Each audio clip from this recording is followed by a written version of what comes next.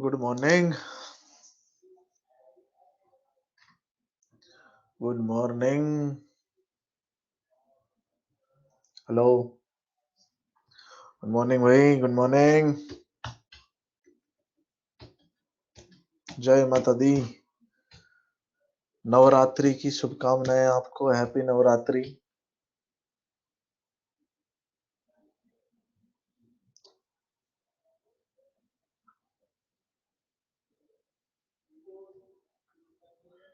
Good morning.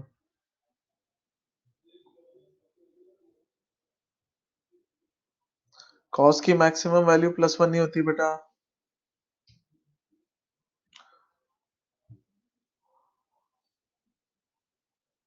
खुलेगा खुलेगा, offline भी खुलेगा, जल्दी खुलेगा। राम राम। प्रणाम। टेस्ट शायद 25 को होगा आपका, सूचना आ जाएगी आपके पास। राधे राधे। हैप्पी नवरात्रा। प्रणाम भाई, प्रणाम। टेस्ट का जो सिलेबस है वो जितना पढ़ा है उतना आएगा। जितना हो जाएगा टेस्ट के 2 दिन पहले वहां तक का पूरा आएगा भाई।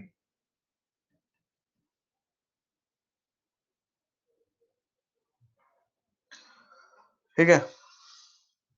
अच्छा, एक पीडीएफ मैं आपको भेज रहा हूँ हैंडआउट की जगह पे। उस पीडीएफ के अंदर है ना लिंक है। तो जिनके पास लिंक पहुंच गई है वो तो बढ़िया है। और जिनके पास नहीं पहुंची ना वो इसको सेव करके रख लें। इसको क्लिक करना और बस खुल जाएगा। एक पॉपअप आया होगा, देखो इसको। हैंडआउट में जाके देखो, हैंडआउट में पॉपअप आया होगा।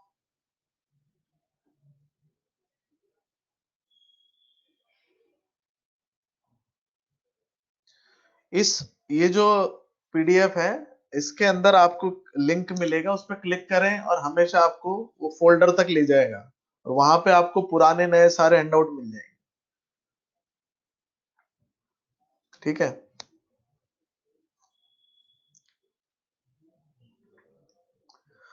बेटा हैंडआउट खोल के देख। ठीक है। हैंडआउट में आपको वो 3 डॉट पे जाओ, हैंडआउट खोलो, वहां पे एक डाउनलोड फिजिक्स हैंडआउट करके आएगा। ठीक है। चलो बढ़ते हैं आगे, आज का लेक्चर स्टार्ट करते हैं अपन।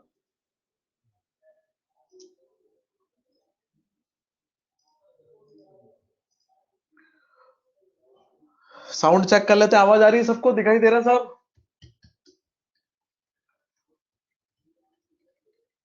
बहुत बढ़िया, चलो कंफर्म्ड।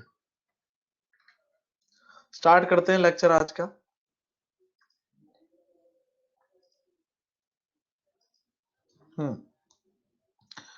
भाई पहली बात, कल हमने देखा था कि जो डेफिनेट इंटीग्रेशन होता है उससे क्या मिलता है हमें? एरिया।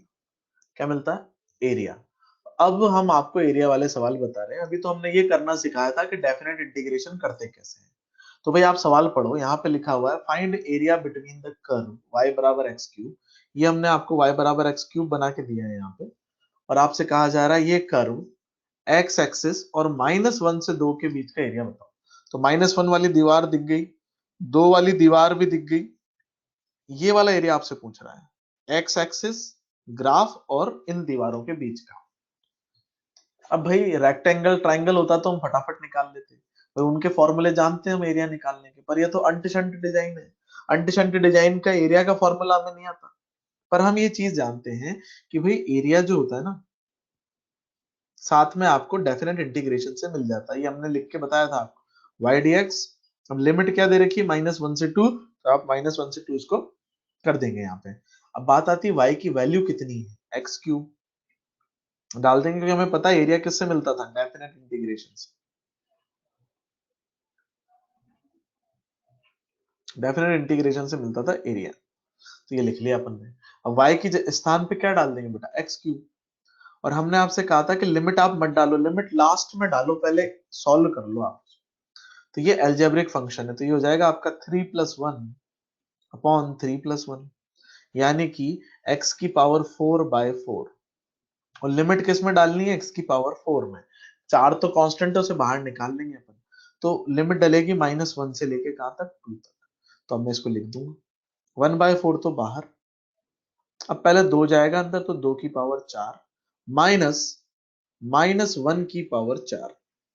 पहले x की जगह पे 2 डालोगे, फिर x की जगह पे -1 डालोगे, तो ये आपका उत्तर कितना निकलेगा बेटा, 1/4, और ये हो जाएगा 16, और ये हो जाएगा -1 को 4 बार मल्टीप्लाई करोगे तो +1 आएगा, माइनस माइनस कट जाएंगे, तो ये आंसर आएगा 1। 16 में से 1 गया तो 15, 15/4। ऐसे करते हैं। अब यहाँ पे टाइम पास करने की जरूरत नहीं है अपने को, y बराबर एक्स क्यूब की जगह यहाँ पे मैं x की पावर 5 देता तो अलग हो जाता, x की पावर 8 देता तो अलग हो जाता, sin x देता तो अलग हो जाता, पर करना यही है। डेफिनेट इंटीग्रेशन से आपको क्या मिल जाता है, एरिया, और सवाल में लिख के आएगा कहां से कहां तक का बताना है। क्लियर। अच्छा, एरिया के बारे में एक बात, जो x एक्सिस के नीचे वाला एरिया होता है ना, बिलो x एक्सिस, तो उस एरिया को हम लेते हैं नेगेटिव, और जो अबव एक्स एक्सिस होता है, ये यहां तो हमें जरूरत नहीं पड़ी, यहां तो हमें इंटीग्रेशन ने बता दिया, पर कभी डायग्राम से कैलकुलेट करना पड़े जो अगले ही सवाल में आएगा, तो आपको याद रखना है अबव एक्स एक्सिस वाले एरिया को क्या कहते हैं हम, पॉजिटिव एरिया। तो एक्स एक्सिस के ऊपर पॉजिटिव एरिया होता है और एक्स एक्सिस के नीचे नेगेटिव एरिया होता है। तो अगला सवाल देख, हमने आपको यहाँ पे ग्राफ बना के दे दिया, अब ये y क्या है ये हमने बताया नहीं, जैसे पिछले सवाल में बताया था y बराबर एक्स क्यूब, तो यहाँ बताया नहीं हमने y क्या है, पर हमने ऐसे लिख दिया y dx 0 से 6। तो आपको पता है ये पहली बार डेफिनेट इंटीग्रेशन है, पहचानते हैं हम इसको, लिमिट्स बता देती हैं कि डेफिनेट है, और हमें पता है ये एरिया होता है। अब एरिया कहां से कहां तक का होता है भाई, लिमिट बताएगी वो 0 to 6। ऐसे अगर मैं नीचे वाले को देखूंगा तो ये भी एरिया लिखा हुआ है, पर कहां से कहां तक का एरिया लिखा हुआ है, 0 to 10। अब ग्राफ की शक्ल देख, ग्राफ में तुझे 3 चीजें दिखेगी, ये रेक्टेंगल, रेक्टेंगल का जो एरिया होता है भाई, आप जानते हो लेंथ इंटू ब्रेथ होता है, यही होता है ना भाई। तो इस रेक्टेंगल की लंबाई को ले ले 5, और चौड़ाई कितनी 4, तो ये हो जाएगा आपका 5 × 4, और जैसा कि एक्स एक्सिस के ऊपर है तो +20, कैसे लिखूंगा इसे, +20। एरिया किसका, ट्राइंगल का जो एरिया है आप जानते हो होता है हाफ बेस इंटू हाइट। बहुत बार पढ़ा होगा ये कि ट्राइंगल का एरिया क्या होता है, half into base into height. तो ये ट्राइंगल देख यहाँ पे बना हुआ है जो बोला वाला ट्राइंगल, इस ट्राइंगल की हाइट कितनी है 5, और इसका बेस कितना है, 4 और 6 के बीच का गैप कितना होता है बेटा 2, 6 में से 4 घटा दो 2 आ जाएगा। तो ट्राइंगल का एरिया कैसे लिखूंगा भाई, हाफ, बेस की चौड़ाई 2 और हाइट कितनी 5, तो ये उत्तर आएगा आपका +5। प्लस क्यों लगाया, क्योंकि ये एक्स एक्सिस के ऊपर है, उसमें भी इसमें भी प्लस क्यों लगाया, क्योंकि ये भी एक्स एक्सिस के ऊपर है, पर जो ट्राइंगल आपको नीचे दिख रहा है ये वाला, ये एक्स एक्सिस के नीचे है, तो इसे नेगेटिव लेंगे। फॉर्मूला वही है, half into base into height. Half, base कितना है 6 से 4 तक का गैप कितना होता है, सॉरी 6 से 10 का गैप कितना होता है 4, तो इसको लिखा 4। हाइट कितनी यहां से यहां तक देखो भाई 3, तो 3 लिख दिया, पर हमें बुद्धि से पता है कि इसमें क्या लगाना है भाई, हमें माइनस, क्यों, क्योंकि ये एक्स एक्सिस के नीचे है। या तो आप हाइट की जगह पे ही -3 लिख लो, या फिर आप बाद में बुद्धि से लगा दो कि नीचे वाला एरिया तो कैसा लेना होता है, नेगेटिव लेना होता है। तो ये आंसर आपका निकला -6। तो हमने तीनों चीजों का एरिया निकाल लिया। अब हम सवाल पे आते हैं। सवाल हमसे कह रहा है कि एरिया निकालो 0 से 6। तो 0 से 6 तक के ग्राफ को देख, 6 के आगे मत बढ़, 0 से 6 तक ये 0, और 0 से 6 तक दो ही चीजें हैं, रेक्टेंगल और ट्राइंगल, यानी कि 20 + 5। तो हमने क्या लिया, पहला रेक्टेंगल और दूसरा ट्राइंगल, तो आंसर आ गया 25। पर 0 से 10 की जब आप बात करोगे तो वहां पे एक रेक्टेंगल है प्लस 2 ट्राइंगल है आपके पास। तो रेक्टेंगल का एरिया कितना 20, ट्राइंगल का एरिया कितना 5, लेकिन जो अगला ट्राइंगल है उसका एरिया है -6, क्योंकि वो नीचे बना हुआ है। तो ये उत्तर कितना निकल गया आपका 19। ऐसे करते हैं भाई, दोनों तरीकों से बता दिए। y दिया हो तो इंटीग्रेट कर ले, और अगर ग्राफ दिया हो तो ऐसे निकाल ले और इसकी वैल्यू बता दे। तो सीधा और उल्टा दोनों तरीके के सवाल आपके सामने रख दिए, आपको ये अच्छे से ध्यान रखना है। आगे बढ़ते हैं भाई, एवरेज वैल्यू निकालने जा रहे हैं हम। किसी भी फंक्शन की। इससे पहले आवाज चेक ले लेते हैं। आवाज आ रही है? आवाज आ रही है? आवाज आ रही है? बढ़िया। अब ध्यान से सुन। Average value of a function का क्या मतलब होता है? भाई जैसे आपने बचपन में पढ़ा है कि क्लास में 50 बच्चे थे। कितने बच्चे थे? 50 बच्चे। प्रिंसिपल और उनके टेस्ट में नंबर आए 20, 30, 40, 50, ऐसे अलग अलग नंबर आए सबके। प्रिंसिपल क्लास में आया और मास्टर से पूछा कि बताओ बच्चों के कैसे नंबर आए। तो मास्टर ऐसे तो नहीं बैठ जाएगा, रामू के इतने, शर्मा जी के इतने, वर्मा जी के इतने। प्रिंसिपल पागल हो जाएगा ऐसे हर बच्चे के नंबर बताएंगे तो टीचर क्या बोलता है भाई कि इतने सारे का लोड मत लो, ये मान लो कि अंदाजन इतने नंबर आए, अप्रोक्स। तो वो जो अंदाजा बताते हो ना आप कि भाई आप मान लो कि इतने हैं, सब बच्चों के इसी के आसपास है, तो उस अंदाजे की वैल्यू को कहते हैं एवरेज वैल्यू। कि हम जब बहुत बड़ा डेटा नहीं बताते तो हम उस बहुत बड़े डेटा की जगह क्या खास नंबर बताते हैं कि भाई आप पूरा मत जानो, आप एवरेज जान लो कि एवरेज इतना आया। समझ में आई बात यहां तक? अब इस एवरेज वाले नंबर को निकालते कैसे? तो भाई उसका फॉर्मूला है ये। एवरेज किसका निकाल रहे हो? वाई का। और कहां से कहां तक निकाल रहे हो? x1 से लेके x2 तक। तो ये तो हो गई आपकी लिमिट्स। और एवरेज किसका है? y का है। फॉर्मूला आपके सामने लिखा हुआ है। तो ये मैं थोड़ा सा इसे सुंदर बना देता हूं। साम y dx, y को इंटीग्रेट करना जैसे कर रहे थे, नीचे सिर्फ dx को इंटीग्रेट करना, फॉर्मूला ये एवरेज निकालने। और लिमिट जो सवाल में दी जाए x1 से x2, x1 से x2, ऐसे खत्म। तो इस तरीके से निकालते हैं एवरेज। इस फॉर्मूले को ध्यान से देख ले। ऊपर किसका इंटीग्रेशन है? y का। और नीचे किसका इंटीग्रेशन है? dx का। ये करते ही आपके सामने क्या निकल के आ जाता है? एवरेज। ये ऐसे खोपचा बना देता ना, ऐसे ये दो, ये सिंबल है किसका? एवरेज का। समझ में आई बात? ये ऐसे लिखा रहा है तो समझ जाना है कि एवरेज वैल्यू पूछी गई। सवाल देख। Find average value of a function y बराबर 1 प्लस एक्स स्क्वायर, और इंटरवल क्या दिया है? -1 से 2। तो ये तो लिमिट्स दे दी आप। और मुझे पता है फॉर्मूला क्या होता है, इंटीग्रेशन y dx। थोड़ा बड़ा लगा दिया हमने, integration y dx upon integration dx। और कहां से कहां तक? x1 से x2, x1 से x2, ऐसे ये चलता है। तो y के स्थान पे मैं रख रहा हूं किसे? 1 प्लस एक्स स्क्वायर। सांप की जगह सांप, dx। लिमिट बाद में डालूंगा, अब पहले सॉल्व करूंगा। Upon integration dx। अब मुझे पता है वन का इंटीग्रेशन कितना होता है, कल सिखाया था हमने आपको। वन का इंटीग्रेशन x, क्योंकि कांस्टेंट है ना भाई वो। और एक्स स्क्वायर का कैसे निकालूंगा? एक्स क्यूब बाई 3, 2+1 अपॉन 2+1, ऐसे निकालेंगे ना भाई। और नीचे dx का इंटीग्रेशन क्या होता है? Simply x। तो ऊपर भी हो गया, नीचे भी हो गया, तो सॉल्व करके आया x प्लस एक्स क्यूब बटा 3, ये ऊपर, और ये आया नीचे x। अब लिमिट डालूंगा, लिमिट -1 से 2, और इधर भी जाएगी -1 से 2। अब पहले ऊपर सॉल्व कर लूंगा फिर नीचे। और सॉल्व कैसे करते हैं भाई? Upper limit minus lower limit, ऐसे ही करते हैं ना भाई सॉल्व। तो मैं सॉल्व कर रहा हूं, ध्यान से देखना। पहले ऊपर वाले में 2 डाल रहा हूं, सो 2 प्लस 2 का क्यूब बटा 3, एक्स की जगह पे 2 डाल दिया, माइनस, अब एक्स की जगह पे क्या डालूंगा? -1, सो -1 प्लस -1 का क्यूब बटा 3। अब नीचे डालूंगा उसको, तो ये हो जाएगा 2, एक्स की जगह पे 2 माइनस -1, एक्स की जगह पे पहले 2 जाएगा भाई, फिर -1 जाएगा। तो ये सॉल्व करना है बस अब अपने को। तो आप ध्यान से देखो ये आगे क्या लिखा हुआ है यहाँ पे, ध्यान से देखना है। ये 2 और ये जो -1 है, चल मैं पूरा ही लिख देता हूँ सॉल्व करके। 2 + 8/3, इसको सॉल्व करूंगा तो ये आ जाएगा +1, और ये आ जाएगा +1/3, और नीचे आ जाएगा आपका 3, 2+1। तो जब आप इसको ध्यान से देखोगे तो ऊपर लिखा हुआ है 2+1 तो 3 हो गया, और वो 8+1/3 को जब करोगे ना, 8/3 1/3, तो वो हो जाएगा 9/3। और 9/3 फिर से कितना होता है भाई? 3। 9/3 3 तो होता है, और नीचे भी 3 है, तो ये आ गया 6/3 यानी कि 2। ऐसे निकालते भाई एवरेज। कैलकुलेट किया है बस, पर सारा गेम कहां तक का था? यहां तक का था भाई ये। यहां तक करना आ गया आपको तो फिर तो बस सॉल्व करना है, इससे ज्यादा कुछ भी नहीं।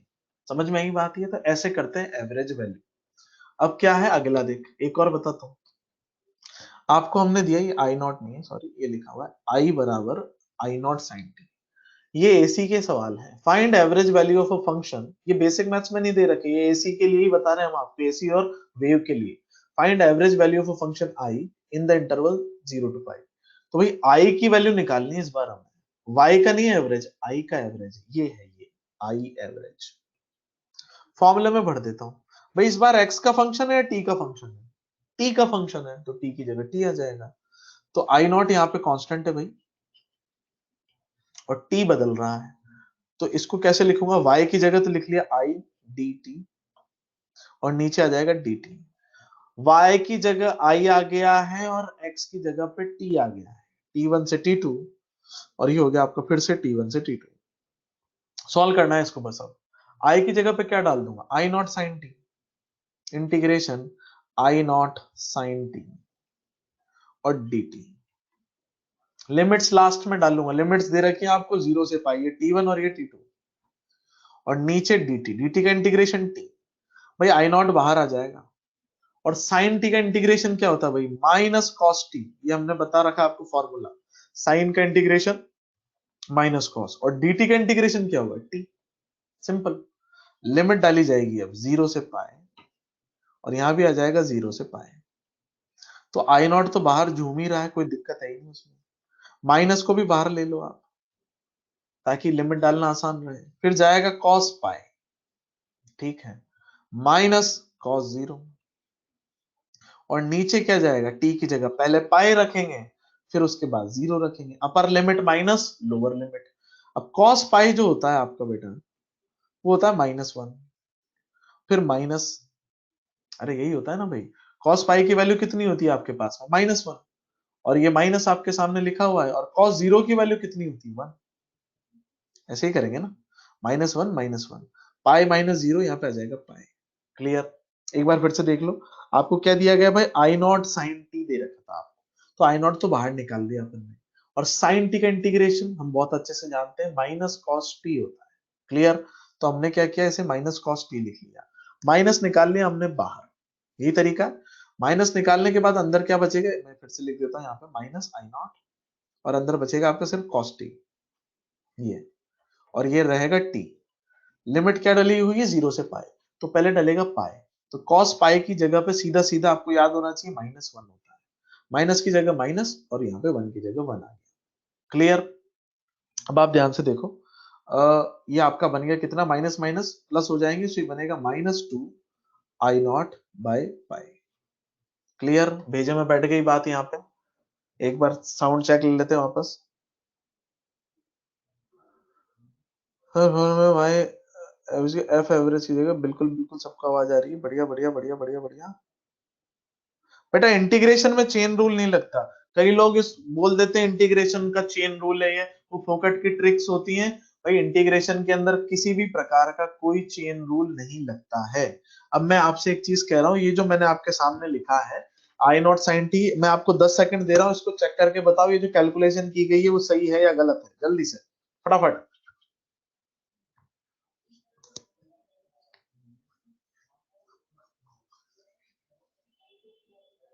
तो cos पाए -1 cos 0 1, तो सॉल्व करके इस तरीके से आंसर निकल के आता है, परफेक्ट है, कोई दिक्कत नहीं है।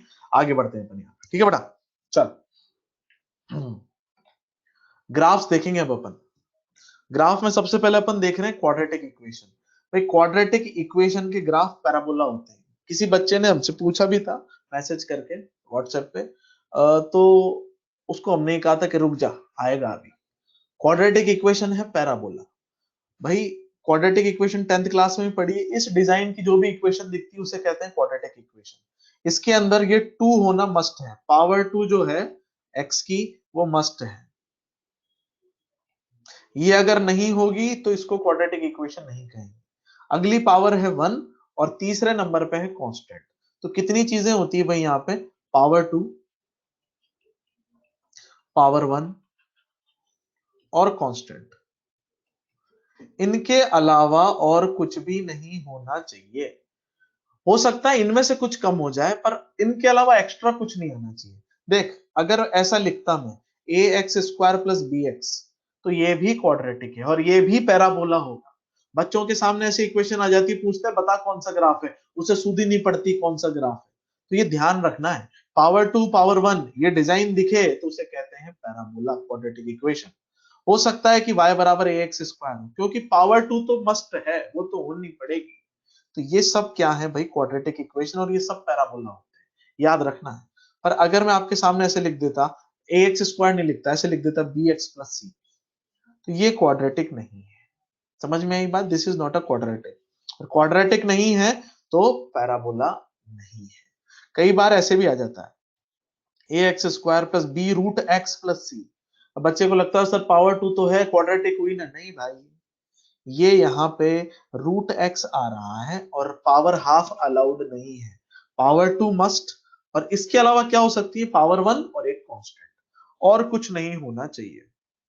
अब जब भी क्वाड्रेटिक एक्स में बनेगी, ये नोट है,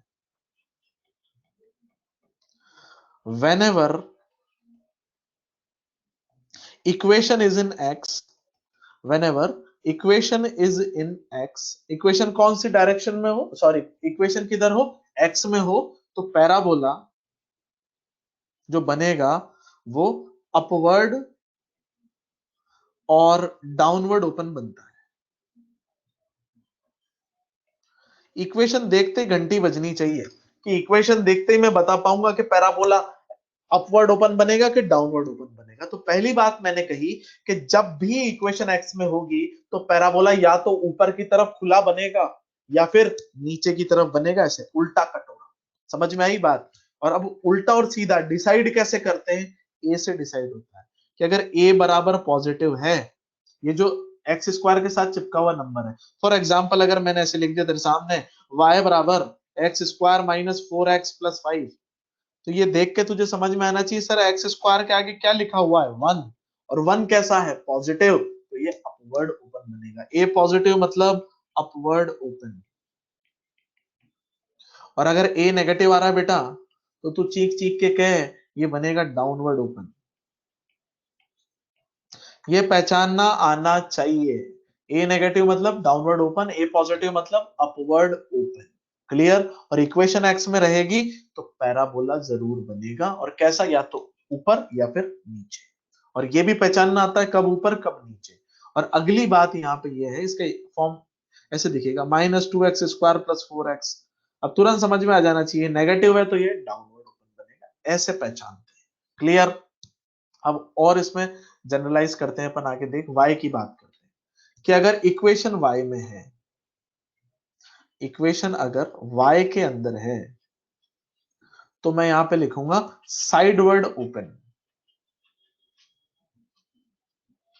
क्या बोलूंगा, साइडवर्ड ओपन, या तो इधर ओपन या फिर इधर ओपन। समझ में आई बात की। और ये कैसे पहचानेंगे, इस इक्वेशन को देख, x की जगह पे y बना हुआ है, तो अपन इसको कहते हैं इक्वेशन इन y, और उसको क्या कहते थे, इक्वेशन इन x, जो अभी आपने देखा था। अब यहाँ पे भी इतने तरीके के बन सकते हैं, ay² + by, या फिर सिंपली ay², ऐसे, ये सब क्वाड्रेटिक है। तो यहाँ खास बात क्या है कि अगर a पॉजिटिव रहा तो ये इधर ओपन होगा, पॉजिटिव एक्स एक्सिस की तरफ, राइट साइड ओपन, और इधर a नेगेटिव। ये सीधी सीधी बात, a पॉजिटिव तो पॉजिटिव एक्स एक्सिस की तरफ ओपन, और अगर a नेगेटिव तो नेगेटिव एक्स एक्सिस की तरफ ओपन। तो ये आपको ध्यान रखना है। क्लियर। तो ये x और y की इक्वेशन हुई। अब हम इसकी बात करेंगे स्पेसिफिकली, ये फिजिक्स में सबसे फेवरेट है, मॉड्यूल में भी यही दे रखा है, ये तो हमने आपको पूरा ज्ञान दे दिया इसका। ध्यान से देख कि अगर आपके सामने ऐसे लिखा हुआ है y बराबर +ax², तो ध्यान से देखिए इक्वेशन इन x है, ये क्या है, इक्वेशन इन x। तो ये कैसे बनेगी, अपवर्ड ओपन, और a कैसा है यहाँ पे, पॉजिटिव। यही सिखाया था, x में इक्वेशन देखते ही या तो ऊपर होगा या नीचे होगा, और अगर प्लस है तो ऊपर होगा। पर ये जो खूबसूरत सी डिजाइन है ना इसमें bx है ना c है, सिर्फ ax²। इसकी खास बात ये होती है कि इसका जो टर्निंग पॉइंट है वो होता है ओरिजिन पे। ये नहीं भूलना है, फिजिक्स में यही आपको मर मर के आएगा, बार बार यही आएगा कि अगर ऐसा डिजाइन है और ए पॉजिटिव है तो अपवर्ड ओपन, और टर्निंग पॉइंट कहां पे होगा, ओरिजिन पे होगा। क्लियर। और अगर ये इक्वेशन इन वाई है तो आपको पता है वाई में इक्वेशन होती है तो साइडवर्ड ओपन होता है, और ए अगर पॉजिटिव है तो ये इस तरफ ओपन होगा। लेकिन ध्यान रहे कि टर्निंग पॉइंट कहां पे होगा, ओरिजिन होगा। इसका भी टर्निंग पॉइंट ओरिजिन और इसका भी टर्निंग पॉइंट ओरिजिन पर ही होगा। क्लियर। अब ध्यान से देख अगला, अगर माइनस ए एक्स स्क्वायर है तो ये किधर होगा भाई, माइनस होने के कारण डाउनवर्ड ओपन है, और ये इक्वेशन किस में, एक्स में। क्लियर। इक्वेशन किसके अंदर है बेटा, एक्स के अंदर है। अब मेरी बात ध्यान से सुन, ये ऐसे पलटा हुआ है और इसका भी टर्निंग पॉइंट कहां है, ओरिजिन। तो ये चार जो ग्राफ हैं अभी, इसके दो पहले के और ये जबान पर रटे होने चाहिए एकदम। Turning point is origin. Turning point बोले तो जहां ग्राफ ने पलटी मारी है। इसको देख, माइनस ए वाई स्क्वायर, ये नेगेटिव था, इस वजह से ये ऐसा बना है, नेगेटिव एक्स एक्सिस की तरफ ओपन, और ये इक्वेशन किसमें, वाई, इसलिए साइडवर्ड है। और टर्निंग पॉइंट फिर से कहां होगा इसका, ओरिजिन पर ही होगा। तो ये चार फेमस ग्राफ आपके सामने है क्वाड्रेटिक के, ये आपको फिजिक्स में भर भर के आएंगे। अब क्वाड्रेटिक सॉल्व कैसे करते हैं, देख भैया आपको ऐसे दे दिया हमने कि ये क्वाड्रेटिक इक्वेशन है, ठीक है, ये एक्स स्क्वायर के साथ चिपका नंबर है, ये एक्स के साथ, और ये कांस्टेंट है। तो सॉल्व करने के लिए उसे जीरो के बराबर रखते हैं। अब इसमें पूछा है फाइंडिंग इट्स रूट्स, तो कई बच्चों को यही पता नहीं होता रूट्स का क्या मतलब होता है। भाई वो दो पॉइंट, ये जो मैंने रेड डॉट से अभी लगाए हैं, ये दोनों पॉइंट कौन से दो खास पॉइंट है जहां पर ग्राफ एक्स एक्सिस को काट रहा है, अल्फा और बीटा। समझ में आई बात, क्या है ये, अल्फा और बीटा। अब जैसे ये एक्स एक्सिस है तो आप इसे x1 x2 भी कह सकते हो। अगर ये टाइम की एक्सिस होती तो t1 t2 हो जाते, पर गणित में अल्फा और बीटा से लिखा जाता है, सिंबल है बस। पर ध्यान क्या रखना है, रूट्स क्या चीज होती है, जहां पर ग्राफ एक्स एक्सिस को कट करता है। व्हाट आर रूट्स, जहां पे ग्राफ एक्स एक्सिस को कट करता है। अब इनको निकालते कैसे भाई, स्टेप्स। सबसे पहली स्टेप, फाइंड डी, और डी क्या है, B square minus 4ac। B कहां से पता लगेगा, इक्वेशन को देख के पता लगेगा। ए कहां से पता लगेगा, इक्वेशन को देख के पता लगेगा। सी कहां से पता लगेगा, इक्वेशन को देख के पता लगेगा। तो ये पता लगते ही आप डी निकाल लोगे। डी को कहते हैं डिस्क्रिमिनेंट, ये 10th क्लास में पढ़ा है भैया आपने, में बस समझ लो, रिपीट ही चल रहा है ये। डिस्क्रिमिनेंट कहते हैं इसको, समझ में आई बात, सी के डिस्क्रिमिनेंट। दूसरी स्टेप ये है कि अल्फा बीटा की वैल्यू, अल्फा और बीटा के फॉर्मूले देख ले, minus B plus root D by two है, और minus B minus root D by two है। बस इन दोनों फॉर्मूलों में एक प्लस माइनस का अंतर है, इससे ज्यादा कोई अंतर नहीं है। क्लियर। तो अल्फा बीटा आप ऐसे निकालोगे, इसे श्रीधराचार्य फॉर्मूला कहते हैं। यहाँ कुछ इंपॉर्टेंट रिजल्ट भी है साथ में, देखिए, सम ऑफ रूट्स, यानी कि अल्फा प्लस बीटा की वैल्यू माइनस बी बाई ए होती है। बी और ए कहां से पता लगेगा, इक्वेशन देख के। और c by a product of root, यानी कि अल्फा इंटू बीटा। इन दोनों की मदद से मैं आपको काइनेमेटिक्स में सवाल बिना लिखे करना सिखा दूंगा।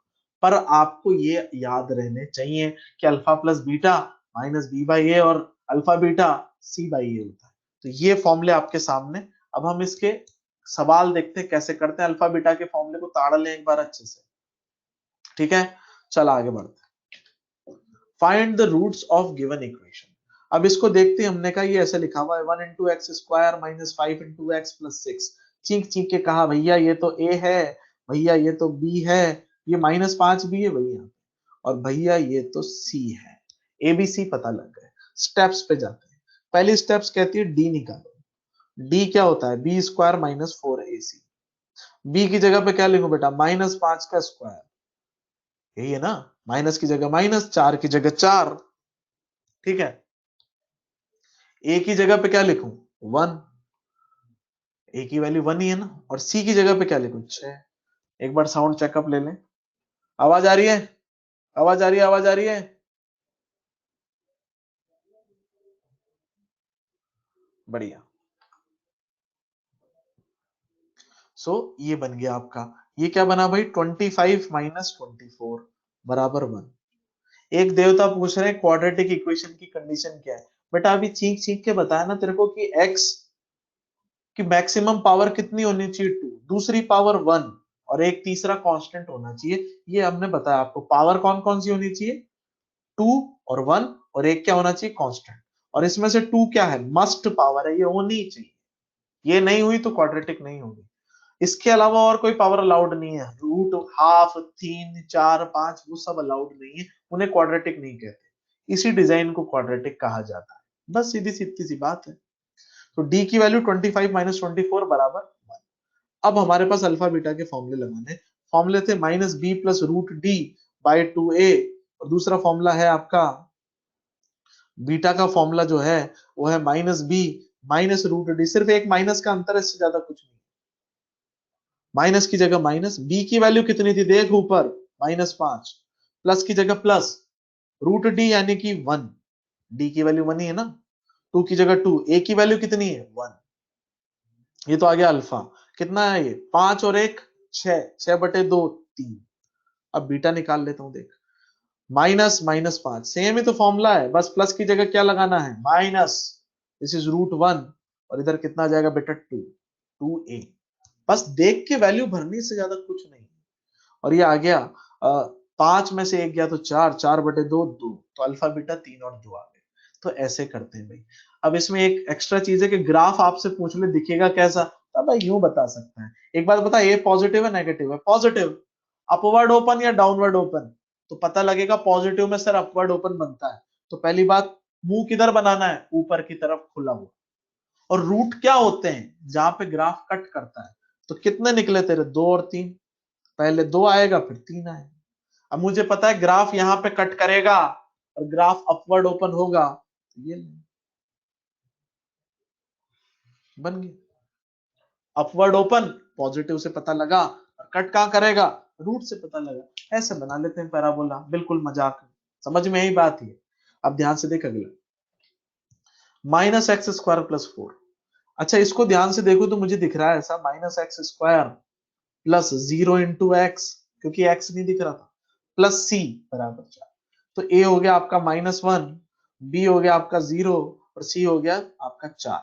जो मेथड मैंने बताया आप घर पे उससे करो, लेकिन मैं ये आसान क्वाड्रेटिक है, फिजिक्स में बहुत बार आती है, तो मैं इसका मेथड 2 बता रहा हूँ। मेथड 1 आप घर पे करोगे, जो अभी पिछला सवाल सिखाया वैसे उसी घर पे हो तुम। मेथड 2 अब ध्यान से देख, बहुत आसान है ये, -x² + 4 बराबर 0 लिखा हुआ। अब जिसमें भी x की टर्म नहीं होती ना वो बहुत इजी हो जाती है सॉल्व करना, x² बराबर 4। अब यहां से x को निकालेगा ना बेटा तो √4 आएगा, और इसका मतलब होगा +-2, जब भी रूट लेते हैं तो +-2 दोनों आते हैं। अब इसका ग्राफ बनाने कोई कहे तो बहुत आसान, भाई a नेगेटिव है, a नेगेटिव है तो कैसा बनेगा डाउनवर्ड ओपन या अपवर्ड ओपन, डाउनवर्ड ओपन। और कट कहां करेगा भाई, ये 2 रूट निकले, एक तो -2 और एक +2, और बनेगा डाउनवर्ड ओपन तो ऐसे बनेगा। खत्म हो गया सवाल, ऐसे बना देते हैं पैराबोला। क्लियर, चल आगे बढ़ते हैं। अगली चीज अपन देखने जा रहे हैं सर्कल। सर्कल को ध्यान से देख ले एक बार, सर्कल में आपको दो ही चीजें काम की है, पहला सेंटर, सेंटर के कोऑर्डिनेट दे रखे हैं आपको a, b, क्या दे रखे हैं a, b, ये आपका x कोऑर्डिनेट है और ये y कोऑर्डिनेट है। क्लियर, तो जनरल इक्वेशन जो सर्कल की है वो ऐसे लिखी जाती है, इस इक्वेशन को देख ले एक बार। ये r क्या है यहाँ पे सर्कल की रेडियस, ये आपका कौन सा कोऑर्डिनेट हो गया x, ये कौन सा कोऑर्डिनेट हो गया आपका y कोऑर्डिनेट हो गया। समझ में ही बात है, ये जो सेंटर के कोऑर्डिनेट है, coordinates of centre, coordinates of centre. इसका एग्जांपल अगर मैं तेरे सामने लेना चाहूं तो ऐसे बनेगा कि भाई एक सर्कल है जिसका सेंटर मैंने आपको दे दिया 1,2, और इसकी जो रेडियस है वो मैंने आपको बता दी 4, 4 बड़ा हो गया 2 ले ले, रेडियस कितनी बता दी 2, और मैंने आपसे कहा कि भाई सर्कल की इक्वेशन लिख के बताओ, तो बहुत आसान answer, x minus x coordinate देख 1 square plus y, y coordinate देख 2, 2 का स्क्वायर, और रेडियस का स्क्वायर यानी कि 2 का स्क्वायर, खत्म। ऐसे करते हैं भाई सर्कल। क्लियर, तो ये इक्वेशन भूलनी नहीं है, x माइनस a का square plus Y minus B का स्क्वायर बराबर आर स्क्वायर। ए और बी तुझे आंखों से दिखाई देंगे, रेडियस तू निकाल लेगा और तेरा आंसर सामने आ जाएगा। क्वेश्चन देखिए, right the equation of given circle. अब मुझे पता है कि -3 तो है ए और 4 जो है वो है बी। ए और बी तो पता लग गए, तो मैंने इक्वेशन लिखी x माइनस, इक्वेशन क्या थी भाई, x माइनस ए का whole square plus y minus B का होल स्क्वायर बराबर आर स्क्वायर, यही थी ना बेटा। तो x माइनस ए की जगह डाल दिया -3, y की जगह y, माइनस की जगह माइनस, बी की जगह डाल दिया 4 और आर स्क्वायर। आर की वैल्यू कितनी है देख, दिख नहीं रही भाई आर की वैल्यू, तो मेरे दिमाग में एक बात आई कि सर यहां से यहां तक जोड़ लो, यही तो आर है। तो इसको देखते ही दिमाग में एक बात आई, यहाँ ट्राइंगल बनेगा, और ये जो ट्राइंगल को जूम करके अगर मैं बनाऊं, जूम, इसी ट्राइंगल को क्या किया, जूम, तो ये तो हो गया आर, ये कोऑर्डिनेट हो गया एक्स कोऑर्डिनेट यहां से यहां तक का। अब दिमाग में आती है सर माइनस क्यों नहीं लगाया, अरे मेरे को लेंथ चाहिए, लेंथ, माइनस तो ये बता रहा है कि इस तरफ है, मुझे तो लंबाई चाहिए इसलिए +3 लिखा है, और ये हाइट जो है वो वाई कोऑर्डिनेट है 4। पाइथागोरस आपको याद करके हमने लिखा हाइपोटेनियस का स्क्वायर बराबर 3 square plus 4 square, perpendicular square plus base square, यानी कि 5 का स्क्वायर, ये आ जाएगा आपका 25। समझ में आई बात की, और ये वैल्यू किसकी आई, आर स्क्वायर की, उठा के यहाँ रख दे, खत्म हो गया सवाल। ऐसे करते हैं भाई सर्कल के सवाल। क्लियर? अब आगे देख, बहुत इजी है ये जनरल इक्वेशन, इसको लिखूं कैसे भाई। अच्छा एक बात बता, ए की वैल्यू भी 0 है और बी की वैल्यू भी 0 है, तो अगर मैं यहाँ पे लिखूं x माइनस 0 का whole square plus y minus 0 का होल स्क्वायर बराबर, रेडियस कितनी दिख रही है, आर स्क्वायर, तो इक्वेशन क्या निकल के आ गई आपके सामने, ये X square plus Y square बराबर आर स्क्वायर। ये फिजिक्स में फेवरेट है, फिजिक्स का फेवरेट है ये वाला, तो आपको ध्यान रखना है दोनों तरीके से। ऐसी इक्वेशन दिख जाए तो तुरंत समझना है, ऐसा सर्कल जिसका सेंटर कहां पे है, ओरिजिन पे है। क्लियर? तो अगर मैं आपके सामने ऐसे लिख दूं,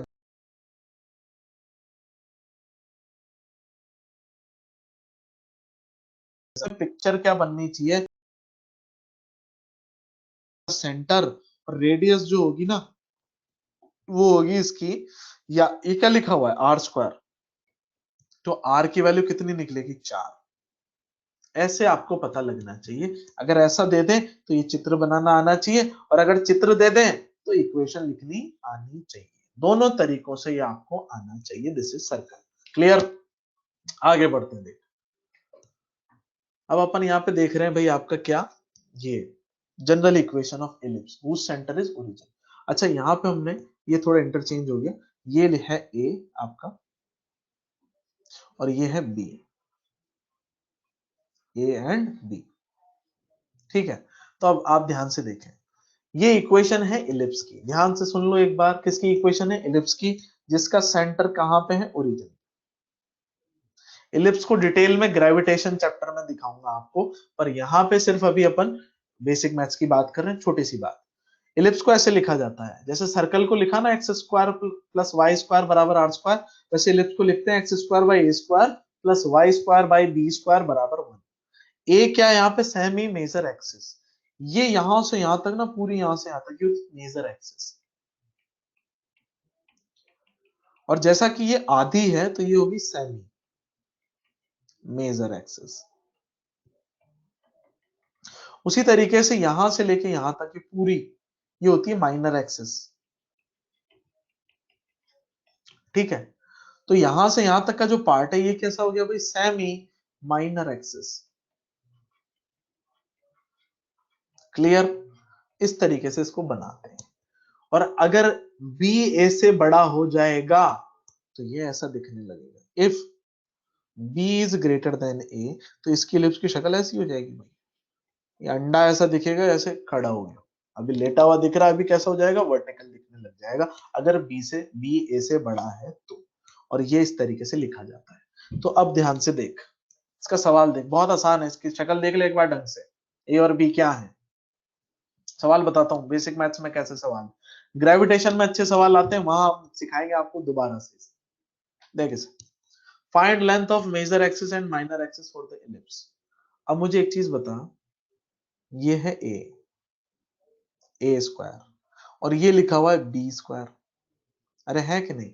तो मैंने लिखा ए स्क्वायर बराबर 9 और बी स्क्वायर बराबर 25, तो यहां से ए की वैल्यू √9 यानी कि 3। पॉजिटिव क्यों लिया? लेंथ पूछ रहा है भाई, इसलिए पॉजिटिव लिया है, वरना -3 भी देखना पड़ता। और बी की वैल्यू यहां से कितनी निकली? 5। अच्छा एक बात बता, बी बड़ा है कि ये बड़ा है? तो दिख रहा है तेरे को बी बड़ा है भाई यहां से, तो ये ऐसा बने, तो ये हो जाएगा आपका बी बराबर 5 और ये हो जाएगा आपका ए बराबर 3, ये हो जाएगा एक्स और ये हो जाएगा वाई। अच्छा मेजर एक्सिस कौन सी हुई? मेजर मतलब बड़ी, कौन सी हुई? बी। तो मेजर की तो 5 हो गई इस बार और माइनर क्या हो गई? 3। ऐसे जवाब देते हैं, समझ में आ गई बात? क्लियर? तो इस तरीके से एलिप्स बनाया जाता है।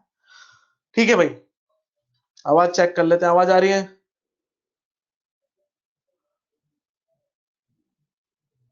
आवाज आ रही है? आवाज आ रही है? लैग हो रहा है? एक बार रिफ्रेश कर लेते, रुक जाओ, रिफ्रेश कर रहा हूँ, रिफ्रेश।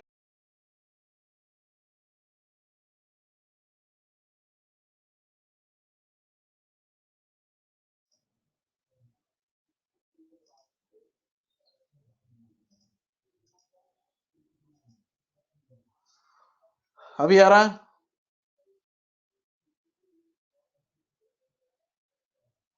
हो गया? All set? चलो आगे देखो। हम्म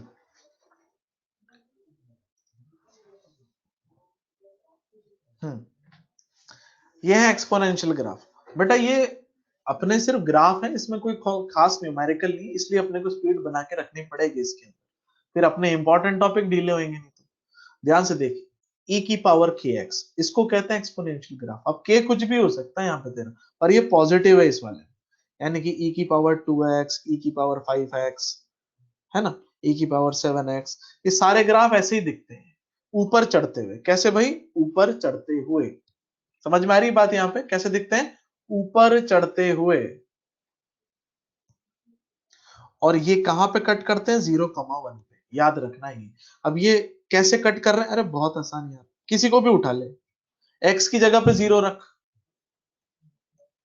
x की जगह पे 0 रखेगा तो ये बनेगा तेरा y बराबर e की पावर 0, और e की पावर 0 क्या होता है? 1। तो x जब 0 होता है तो y की वैल्यू कितनी निकल के आती है? 1। इसलिए ये हमेशा कहां कट कर रहे होते हैं भाई? 0,1 पर। और e की पावर -kx ऐसे नीचे उतरता है, ये तो ऊपर चढ़ता है भाई।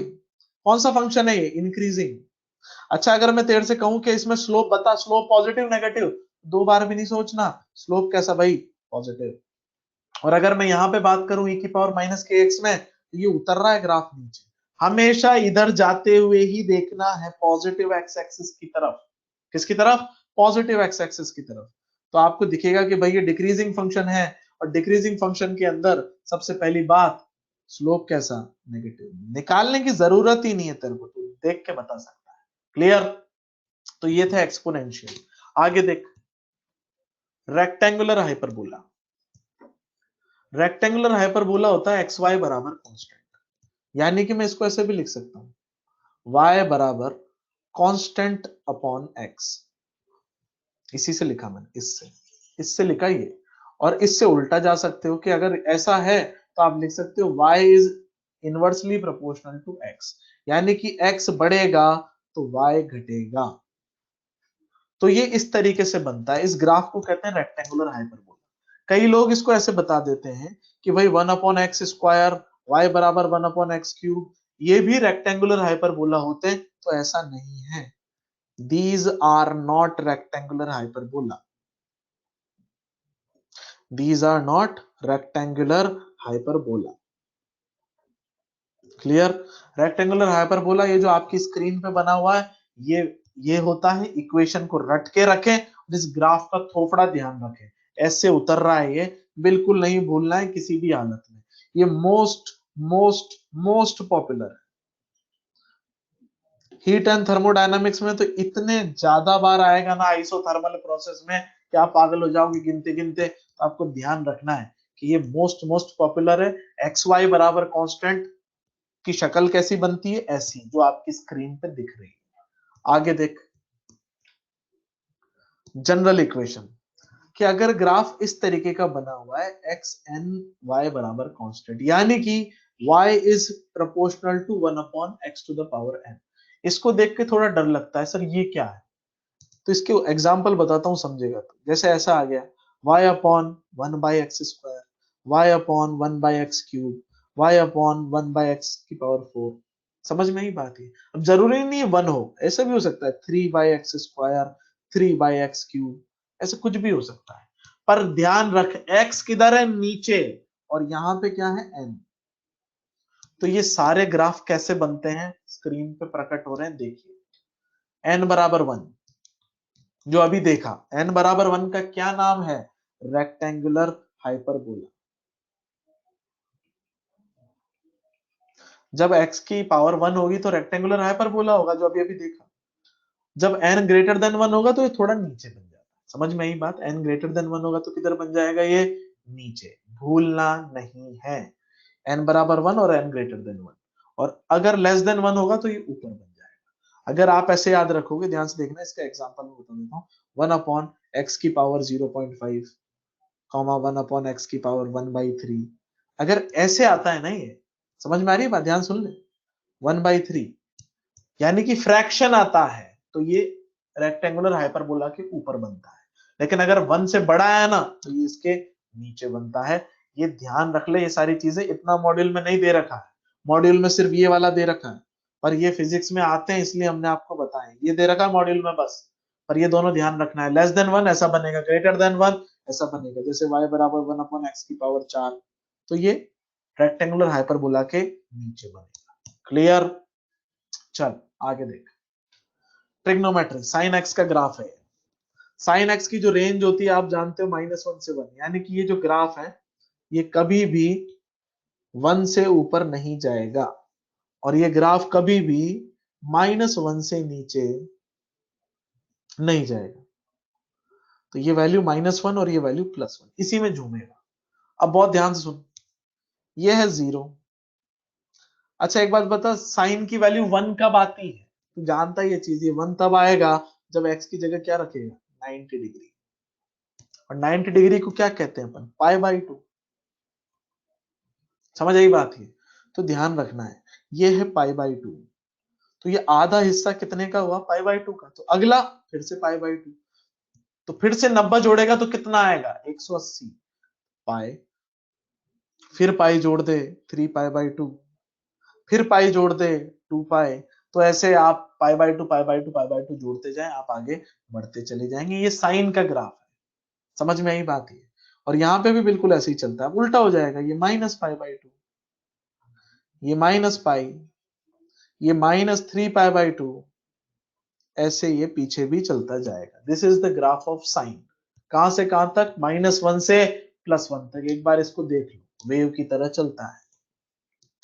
अब cos x का ग्राफ, इस ग्राफ को ध्यान से देख, इसको पकड़ के अगर मैं पीछे सरका दूं ना, π/2, पकड़ा ग्राफ को पकड़ा और पीछे सरका दिया π/2, तो देख कैसा दिखेगा, ऐसा। तो ये जो खोपड़ी थी ना, ये वाली खोपड़ी पहले कहां पे थी, पहले ये खोपड़ी थी इधर, यहां पे थी, यहां पे। और अब ये कितनी पीछे सरक गई भाई, π/2 पीछे सरक गई, ऐसे। तो ये ग्राफ किसका है, cos x का। ये भी जो रेंज है, आपको ध्यान रखना है भाई, cos की भी मैक्सिमम वैल्यू कितनी होती है, +1। तो ये ग्राफ +1 से ऊपर नहीं जाएगा, और ये नीचे -1 से नीचे नहीं जाएगा, ऐसे। पर ध्यान रखें, ये 0 पे आता है 1, और π/2 पे। cos 90 कितना होता है, 0, मुझे पता है, cos 90 0 होता है। तो π/2 पे वैल्यू कितनी आएगी, 0, देख ले, 0 ही आ रही है। दिस इज π/2, ठीक है। और ये आपका कितना हो गया भाई, पाई, cos π -1, ये आपका 3π/2 फिर से 0। क्लियर? तो ये ऐसे चलता है, -π/2, और इधर भी पीछे आप चलाते जाओ उसको। तो एक रिजल्ट में यहाँ पे लिख देता हूँ, देखना ध्यान से देखना बेटा। cos nπ/2 हमेशा 0 आएगा, पर n यहाँ पे क्या होंगे, ऑड नंबर। लाइक 1 3 5 7 9 इस तरीके से। जब भी ऐसा होगा जीरो आएगा, देख ले पाई पाई बाई टू पे जीरो, 3 पाई बाई टू पे जीरो, और फिर जब ये जीरो आएगा ना यहाँ पे मिलेगा तेरे को 5 पाई बाई टू। तो ये याद रखना है, ऐसे चलता है। क्लियर?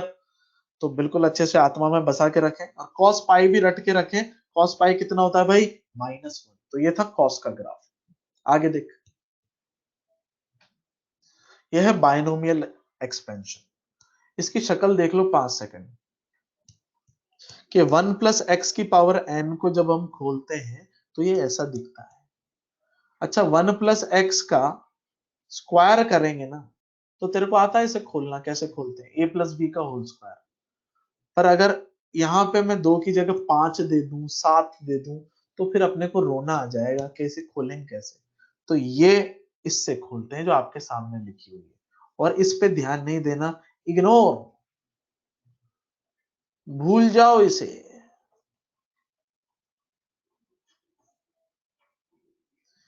जो याद रखना चाहे रख सकता है, पर हमें फिजिक्स में इसका कोई काम नहीं है।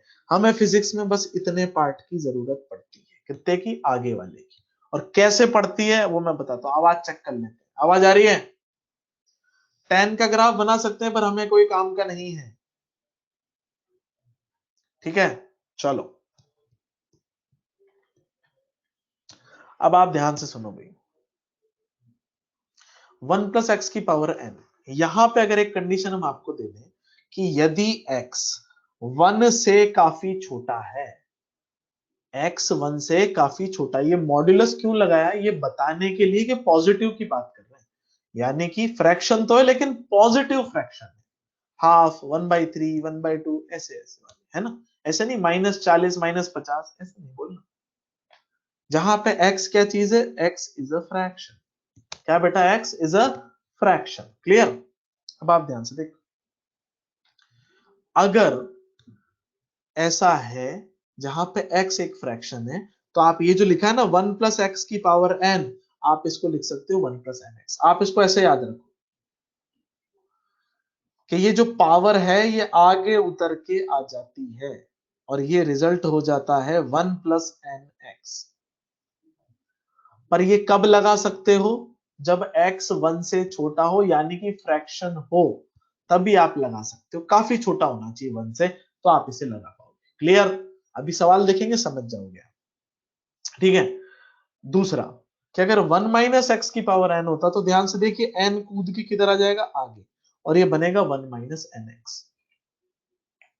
1 प्लस एक्स की पावर माइनस n, तो ये यहां से कूदेगा और ये आगे आ जाएगा 1 माइनस एन एक्स। ये ऐसे कूदता नहीं है, ये इसका प्रॉपर बड़ा सारा प्रूफ होता है। पर हमें प्रूफ के लफड़े में नहीं पड़ना, हमें ये याद रखना है कि भाई कैसे करते हैं बाइनोमियल अप्रोक्सीमेशन।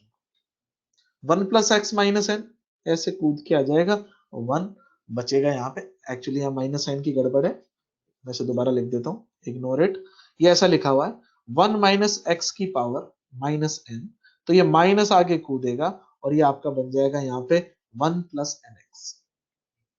इस तरीके से करते हैं, समझ में आई बात? तो 4 रिजल्ट है, पहला, दूसरा, तीसरा और चौथा। पर ध्यान रहे इसे अप्लाई कैसे करेंगे भाई?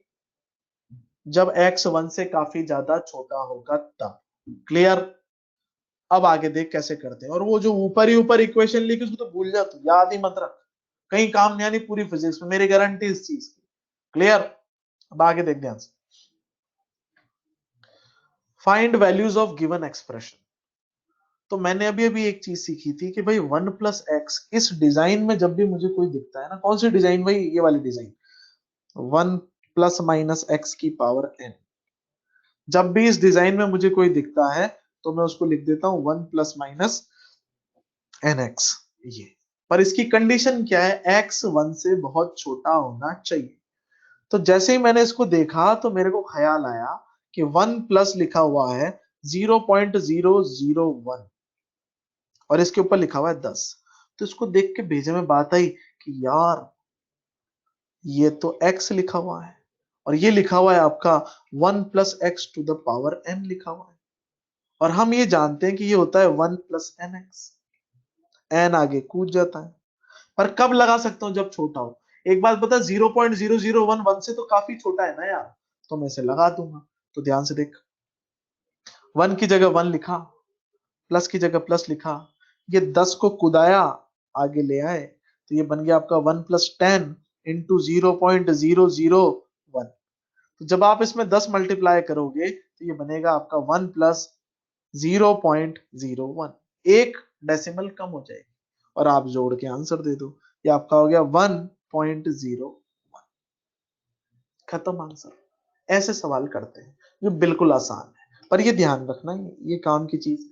क्लियर?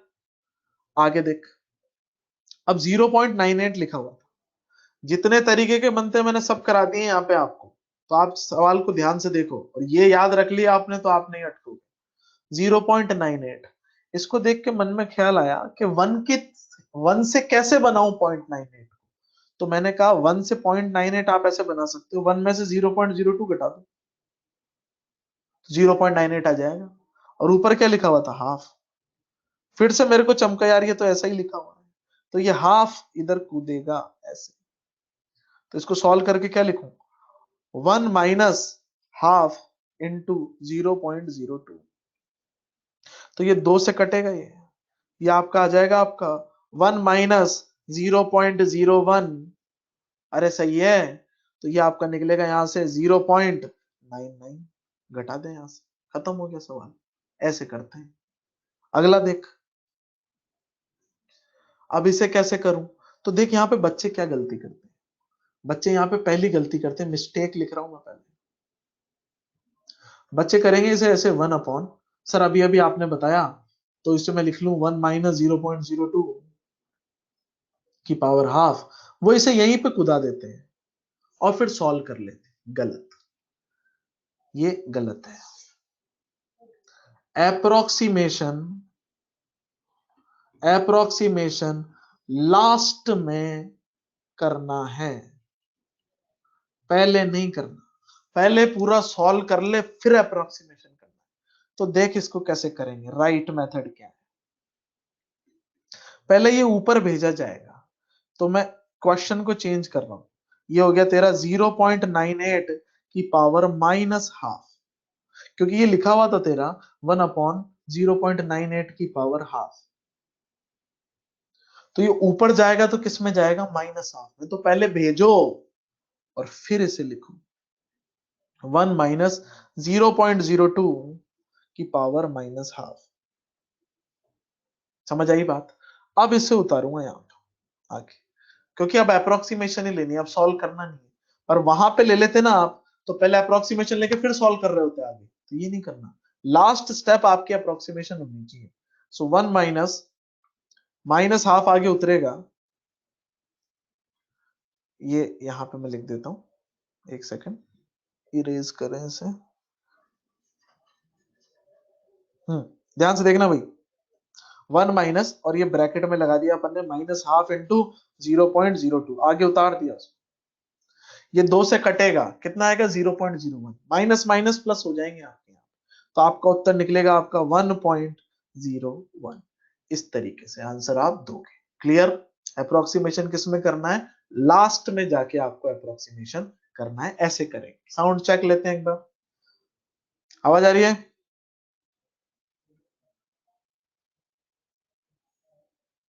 हम्म कई लोग पूछ रहे हैं ये 0.02 कैसे लिखा? अरे भाई एक बात बता, फॉर्मूला अपना सारा कैसे चल रहा है? 1 + x में, तो ये 0.98 को 1 की टर्म में कैसे बदलेगा? एक में से क्या घटाऊं कि 0.02 आ जाए? जोड़ने पे तो नहीं आएगा ना, क्योंकि 1 से छोटा है। तो एक में से क्या घटाऊं कि ये 0.98 आ जाए? तो 0.02 घटाना पड़ेगा, तो आपका क्या आ जाएगा? 0.98। ये पहचानोगे कैसे सवाल भाई? जब भी ये अंट शंट नंबर की पावर में दिखे ना आपको कुछ, तो समझ जाना बाइनोमियल का सवाल है। समझ में आई बात? जब भी ऐसे गंदे से नंबर की पावर पूछे ना आपसे कुछ, तो तुरंत क्लिक करना चाहिए आपको, किसका सवाल है ये? बाइनोमियल का सवाल है। क्लियर? आगे देख, ऐसा दे दिया मैंने आपको, ये ग्रेविटेशन पे बेस्ड क्वेश्चन है, तो ध्यान से देख इसको कैसे करते हैं। ये लिखा हुआ है gm/r+h का होल स्क्वायर, और ये पूछ रहा है, ये h क्या होता है भाई? Value of gravity at some height. ये ग्रेविटेशन में पूछते हैं और आपसे पूछा जा रहा है भाई तो GH की वैल्यू निकाल के बताओ यदि H R से छोटा है तो अब कई बच्चे क्या करते हैं ना, यहाँ पे ऐसे कर देते हैं, अच्छा सर ये R से छोटा है तो इसको यहाँ पे 0 कर दो और स्क्वायर और आंसर दे दो, तो ये है रॉन्ग। अप्रोक्सीमेशन लास्ट में लेना है और ऐसे नहीं लेते अप्रोक्सीमेशन। अप्रोक्सीमेशन में तो होना चाहिए 1 plus X to the power n। ये 1 है क्या भाई? This is not 1, this is not 1, तो आप अप्रोक्सीमेशन नहीं ले सकते। तो अप्रोक्सीमेशन कैसे लें, तो आप ध्यान से देखो, पहले उसे 1 बनाना पड़ेगा, तो GH लिखा, GM को हमने कॉमन ले लिया, GM मत ले अभी, चल ऐसे ही रख ले। इस इक्वेशन में से जो नीचे लिखा हुआ था R प्लस एच का होल स्क्वायर, इसको मैंने चेंज किया, GM की जगह GM, R को कॉमन ले लिया इसमें से, तो R बाहर निकलेगा तो R स्क्वायर 1 के निकलेगा, अंदर क्या बचेगा 1 प्लस H बाई R का होल स्क्वायर। ये कैसे आया, R को कॉमन निकाल लो, जिनको ये स्टेप समझ में नहीं आई वो देखें एक बार। GM R इसमें से कॉमन ले लूंगा अंदर तो क्या बचेगा 1 plus H by R, multiply करके देखो वही आ जाएगा, और इसका क्या है होल स्क्वायर। तो मैंने क्या किया, स्क्वायर को R पे भी कर दिया और स्क्वायर को दोनों पे कर दिया। अगर ऐसे लिखा होता आपके पास में 2 इंटू 3 का होल स्क्वायर, तो आप इसको लिख सकते हो 2 स्क्वायर 3 स्क्वायर, ये गणित है सीधी सीधी। तो वही लिखा है मैंने यहाँ पे कि ये ऐसे लिखा हुआ हो तो आप उसको दोनों पे अलग अलग कर सकते हो। क्लियर? अब ध्यान से सुन, ये ऐसा बन गया आपका, GM बाई आर स्क्वायर को तो अलग कर ले, ठीक है, और यहां पे तेरा क्या बचा, इसको क्या लिखा मैंने 1 प्लस एच बाई आर की पावर हो गया -2, 1 प्लस एच बाई आर की पावर क्या हो गया -2। क्लियर? अब मेरी बात ध्यान से सुन, अब ये तेरा फेवरेट फॉर्मेट बन गया, ये क्या है एच बाई आर, और H by R is less less less than 1। कैसे कहा मैंने ये, क्योंकि देख एच आर से छोटा है, एच आर से छोटा है तो आप ये चीज लिख सकते हो कि भाई ये बहुत छोटा नंबर आएगा 1 से, तो ये बिल्कुल आपका बन गया 1 plus X to the power N, यानी कि 1 प्लस एन एक्स, ये फॉर्मूला आपका। अब ये -2 आगे उतर जाएगा, तो ये फॉर्मूला आपका निकलेगा GM by R square 1 minus 2H by R. खत्म। ऐसे करते हैं, हालांकि ये आपको पूछेंगे नहीं बेसिक मैथ्स में, पर हमने करके इसलिए बताया ताकि आपको याद रहे कैसे डील करते हैं इसको। क्लियर? तो ये हो गया भाई आपका ग्रेविटेशन वाला part, GM by R square 1 minus 2H by R. चल आगे बढ़ते हैं इसमें। लॉगरिथम अपन देखने जा रहे हैं भाई, लॉगरिथम के फॉर्मूले ये आपने केमिस्ट्री में भी पढ़े हैं एटॉमिक स्ट्रक्चर में, कि लॉग के अंदर जब भी आपको यहाँ पे ऐसे दो नंबर गुणा में दिखे, यानी कि ऐसे लिखा हुआ लॉग 21 लिखा हुआ है 21, तो आप इसको ऐसे लिख सकते हो log 7 प्लस log 3, क्योंकि 21 क्या होता है 7 इंटू 3 होता है, तो ऐसे तोड़ के लिख सकते हो, पहली प्रॉपर्टी तो ये है। और अगर डिवीजन में लिखा हुआ है तो आप इसको माइनस में लिख सकते हो, अगर ऐसे लिखा होता लॉग के अंदर 13/4, तो आप इसको ऐसे लिख सकते हो log 13 माइनस log 4। ये फॉर्मूले है। तीसरी बात कि लॉग के अंदर जब भी ऐसे कोई पावर आती है तो पावर आगे उतर के आ जाती है। फॉर एग्जाम्पल अगर ऐसे लिखा हुआ है लॉग के अंदर x की पावर 5, ऐसे लिखा है, तो ये जो 5 है वो आगे उतर के आ जाएगा, आप इसको लिख सकते हो 5 log x, ऐसे। ये फॉर्मूले का ये मतलब है। ई वाले फॉर्मूले से 10 वाले में कैसे बदलते हैं भाई, 2.303 मल्टीप्लाई करके। अगर मेरे से कोई पूछे ln2, तो ln2 का मतलब क्या होता है log 2, और बेस कितना है e। तो अगर कोई मुझसे पूछे 10 में कैसे बदलोगे, तो मैं इसको लिखूंगा 2.303, ये नंबर याद रखना है 2.303, और इसको आप लिखोगे log 2 बेस 10। ये फिजिक्स में यूजलेस है, ये फिजिक्स में कहीं नहीं आएगा, ये केमिस्ट्री में आता है। किसी भी नंबर का लॉग, अगर सॉरी 1 का अगर लॉग पूछा है तो हमेशा 0 होता है, बेस कुछ भी हो डजेंट मैटर। यहाँ पे log 1 बेस e लिखा हो तो भी 0, log 1 बेस 10 लिखा हो तो भी 0, log 1 बेस 2 लिखा हुआ हो तो भी 0। 1 अगर है log के अंदर तो वो 0 ही आता है। दूसरा कि अगर log में दोनों तरफ सेम नंबर अगर आपके चढ़ गए, ऐसे लिखा हुआ है log 2 2, तो उसकी वैल्यू 1 होती है। log 10 10 value 1, log x x तो वैल्यू 1। ये हम सारे फॉर्मूले तो बता रहे हैं, पर हमारे फिजिक्स में कौन से काम में आने, ये ये ये और ये और साथ में ये वाला, बस और कोई काम में नहीं है ना फिजिक्स के अंदर।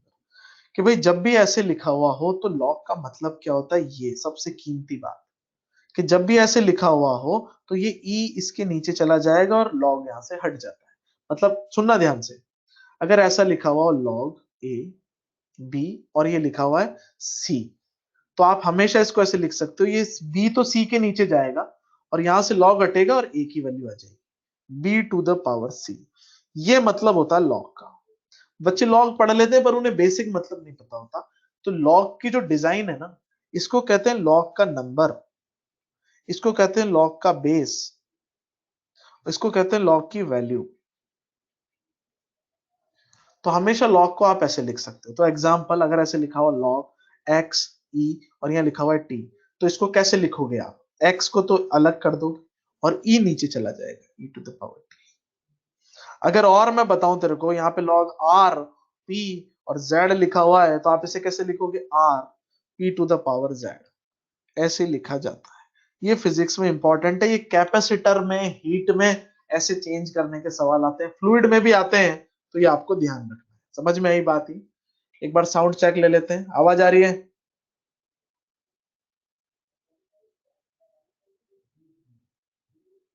ठीक है चलो। हम्म, तो आप ध्यान से देखें, इस तरीके से हम लॉग में आगे बढ़ते हैं, है ना। चलो, अब नेक्स्ट है अरिथमेटिक प्रोग्रेशन। तो लॉग के अपने को कोई सवाल नहीं दे रखे बेटा, लॉग का सिर्फ अपने को इंट्रोडक्शन है कि भाई ऐसे करते हैं। जब चैप्टर में आगे आता जाएगा ना, जैसे काइनेमेटिक्स में आएगा, तो वहीं पे आपको समझाएंगे। बेसिक मैथ्स में टाइम पास नहीं करेंगे, चिंता नहीं करें आप। भाई अगली चीज है अरिथमेटिक प्रोग्रेशन, जिसको आप क्या कहते हो, एपी। क्या बोलते हैं बेटा, एपी। अब इसमें क्या है, जनरल फॉर्म लिखी हुई है। एपी का मतलब होता है कि किसी नंबर में एक फिक्स नंबर को जोड़ते जाओ तो नई टर्म आती जाती है। देख कैसे, दो, अगर मैं दो में तीन जोड़ दूंगा तो कितना आएगा, पांच। फिर तीन जोड़ दूंगा तो कितना आएगा, आठ। फिर तीन जोड़ दूंगा तो कितना आएगा, 11। क्या जोड़ रहा हूं मैं सब में, प्लस तीन प्लस तीन प्लस तीन, ऐसे मैं इसमें जोड़ता हुआ जा रहा हूं आगे। तो आप ऐसे जोड़ते जाओ, आपको क्या मिलता जाएगा, नई टर्म्स मिलती जाएंगी। पर सब में क्या चीज जोड़ रहे हो, एक ही नंबर जोड़ रहे हो। तो जो नंबर आप जोड़ रहे होते हो ना, उसे कहते हैं D, common difference.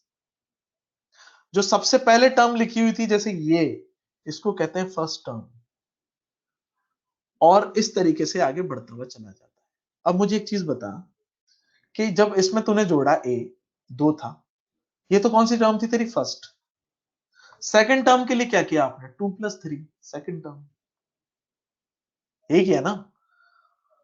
Third term के लिए क्या किया आपने, two plus two into three, third term आ गई।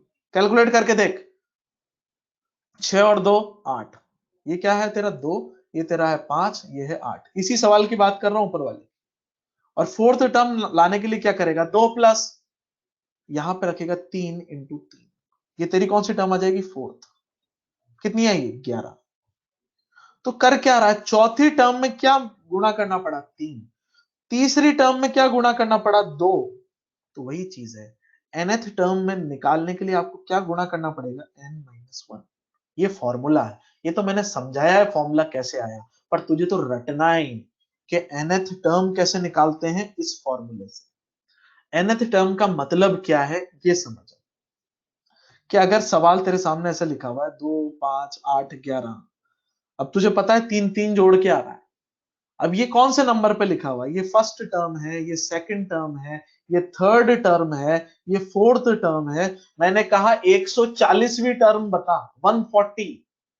तो तू 140 बार जोड़ेगा क्या, पागल हो जाएगा 140 बार जोड़ेगा। तो वो डायरेक्ट निकालने के लिए फॉर्मूला क्या है,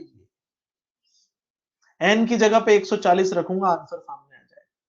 तो ये बात ध्यान रखनी है कि nth टर्म निकालने के लिए क्या करते हैं, इस फॉर्मूले का यूज करते हैं कि 140वें नंबर पे क्या आएगा, 500वें नंबर पे क्या आएगा, उसके लिए ये तरीका है। समझ में आई बात यहां तक? ठीक है।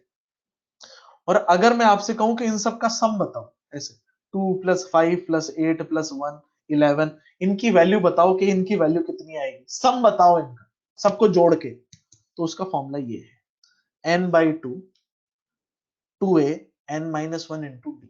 अच्छा n क्या है यहाँ पे, तो भाई अगर मैं बोलता हूं 40 टर्म का सम ऑफ 40 टर्म्स, तो n की वैल्यू 40 है। समझ में आई बात? फॉर एग्जाम्पल कि अगर मैं बोलूं 60 टर्म का सम बता, तो n की वैल्यू 60 है। ऐसे आपको पहचानना पड़ता है। तो ये थी आपकी एपी। सवाल देख कैसे बनते हैं, दोनों फॉर्मूले को ध्यान से देख ले, पहला और ये फॉर्मूला है दूसरा। फोकस। नेक्स्ट इसकी सवाल देख, find the sum of first 10 terms, यानी कि पहली 10 टर्म्स का सम बताओ और 10th टर्म भी बताओ। तो ये मेरे सामने एग्जांपल लिखा हुआ है, देखना ध्यान से, 2 5 8 इतना सा लिखा हुआ था। अच्छा एक बात बता, दो में क्या जोड़ूं कि 5 आ जाएगा, तो तेरे को पता लगेगा डी कैसे निकालूं, 5 - 2 कितना आया, 3। ये तो आ गया कॉमन डिफरेंस, ठीक है। और ए कैसे निकालूं भाई, फर्स्ट टर्म 2, तो ए की वैल्यू आ गई 2। अब मेरे को पता है 10th टर्म पूछ रहा मेरे से, 10th टर्म, इसको देख के भेजे में बात आई, एन की वैल्यू कितनी रखनी है, 10। फॉर्मूला क्या था भाई आपका, a + n - 1 d, ये फॉर्मूला था। a की जगह रखूंगा 2, प्लस की जगह प्लस, n की जगह 10, -1 इंटू डी। डी की वैल्यू कितनी रखूंगा, आपने निकाली, डी की वैल्यू है 3। खत्म। 9 और 3 27, 27 और 2 कितना हो जाएगा, 29। खत्म सवाल। क्लियर? ये तो पहला पार्ट हुआ 10th टर्म, ये वाला पार्ट निकाला अभी मैंने। अब सम निकाल रहा हूं, किसका, 10 टर्म्स का सम पूछ रहा मेरे से। तो n की वैल्यू कितनी, 10। फॉर्मूला क्या था, n/2 2a plus n - 1b। अरे यही फॉर्मूला था ना लाला। तो n की जगह क्या रखूंगा, 10/2, 2 की जगह 2, a की जगह 2, क्योंकि फर्स्ट टर्म कितनी है, 2, प्लस n - 1 यानी कि 10 - 1, और d की वैल्यू कितनी है, 3। सॉल्व कर लूंगा सीधा सीधा। ये हो गया आपका 4, और ये हो गया आपका 27। 27 और 4 कितना हुआ आपका, 31। तो ये हो गया आपका 5 × 31, और कितना आएगा ये, 5, और ये हो जाएगा 155। क्या आप इन्हें जोड़ोगे तो वैल्यू कितनी निकल के आएगी, 155। ऐसे करते हैं भाई एपी के सवाल, जो बिल्कुल आसान है। दो फॉर्मूले, दोनों के सवाल हमने आपको बता दिए। आज आप घर पे इसकी प्रैक्टिस करना, जो मॉड्यूल में सवाल है उससे। Next thing is GP, geometric progression. भाई अभी एपी में तो क्या था, आप जोड़ जोड़ के आगे बढ़ रहे थे, पर जीपी में जोड़ जोड़ के आगे नहीं बढ़ते, जीपी में मल्टीप्लाई करते हुए बढ़ते। जैसे ये लिखा हुआ है 2, 2 में 3 मल्टीप्लाई कर कितना आएगा, 6, है ना। फिर 3 मल्टीप्लाई कर 18, फिर 3 मल्टीप्लाई कर 54। तो ऐसे अपन मल्टीप्लाई करते हुए जा रहे हैं। इस बार क्या कर रहा हूं, मल्टीप्लाई 3 मल्टीप्लाई 3 मल्टीप्लाई 3, ऐसे सेम नंबर से आप मल्टीप्लाई करते हुए जाते हो, तो जीपी बनती है। और जिस नंबर से मल्टीप्लाई करते हैं उसे कहते हैं आर, कॉमन रेशियो। एपी में क्या कर रहा था, जोड़ रहा था, जीपी में क्या कर रहा हूं, मल्टीप्लाई कर रहा हूं। समझ में यही बात है? तो ध्यान से देख, जो पहले नंबर पे लिखा है फर्स्ट टर्म, nth टर्म यहां पे कैसे निकालते हैं, nth टर्म निकालने का क्या तरीका है भाई, सीधी सीधी बात, a जो लिखी हुई है आपके सामने, a r n - 1, तो पहला फॉर्मूला तो ये, ठीक है। सीधा सीधा अपन आंसर निकाल लेंगे। अच्छा r ग्रेटर देन 1 हो, यानी कि जैसे यहाँ 3 कर रहा हूं ना मैं मल्टीप्लाई, जैसे r की वैल्यू ऐसी हो 2, r की वैल्यू 3, r की वैल्यू 5, इस तरीके के r हो फॉर एग्जांपल, तो सम का फॉर्मूला ये होता है 1 - r की पावर n अपॉन 1 - r। इसका कोई सवाल नहीं है आपको, जब r ग्रेटर देन 1 है तो। पर मैंने फॉर्मूला आपके सामने बता दिया कि कभी आपका मन करे इधर उधर बुक्स करने का, कहीं दिख जाए तो आप कर लो, पर जो फिजिक्स में आना है वो केवल ये वाला आना है, मोस्ट पॉपुलर। कि अगर r आपका फ्रैक्शन है, किसमें है, r बराबर फ्रैक्शन, तो आपसे सम ऑफ इनफाइनाइट टर्म्स पूछा जाता है और उसका बिल्कुल सरल फॉर्मूला है a अपॉन 1 माइनस r। क्या है, a upon 1 minus r। a तो आपको आंखों से दिख जाएगा फर्स्ट टर्म, r को कैसे निकालो आप, r को ऐसे निकाल लो आप, second term upon first term, ऐसे निकाल लो r, डायरेक्ट याद रहेगा। सेकंड को फर्स्ट डिवाइड कर दो, r की वैल्यू आपको पता लग जाएगी। क्लियर, तो ये r निकालने का तरीका है और ये आपका फॉर्मूला जो हमें याद रखना है।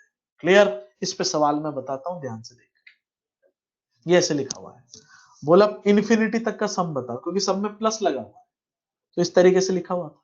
तो मैंने कहा सबसे पहले r निकाल लेता हूं। क्या निकाल लिया, r। अब r निकालने के लिए क्या करूं, second term upon first term. Second term क्या थी, 1/2, फर्स्ट टर्म क्या थी, 1, तो ये वैल्यू कितनी है, हाफ, r तो हाफ आ गया। अब सम ऑफ इनफाइनाइट टर्म्स कैसे निकालते हो, a upon 1 minus r। a की वैल्यू 1, 1 की जगह 1 और r की वैल्यू कितनी, हाफ, तो ये आ गया 1 अपॉन 1/2, तो ये आंसर आ गया 2।